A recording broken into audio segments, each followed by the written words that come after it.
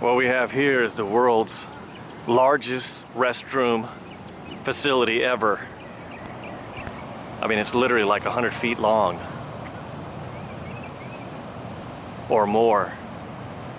I don't know, I haven't measured it in metrics, but I'm thinking it's probably at least 50 meters. I don't know, let's see. It's got a huge restroom sign. It's the shape of the Jawa crawler from the Star Wars movies of the movie fame. And it's out here in the middle of Georgia somewhere. I'm not really sure because I don't even know where we're at. But it's a huge restroom made out of some sort of brick material and some space-age polymer. It looks like the tiles from the space shuttle, or one of the space shuttles.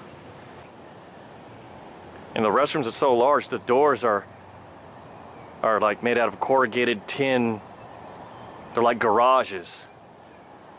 Oh, that one's actually open. I don't even want to try going in there because I don't think I'll be able to come out again.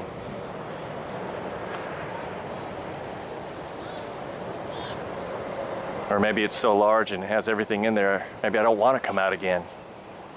That's the dilemma of using these huge restrooms out in the middle of nowhere. You never know what you're going to find.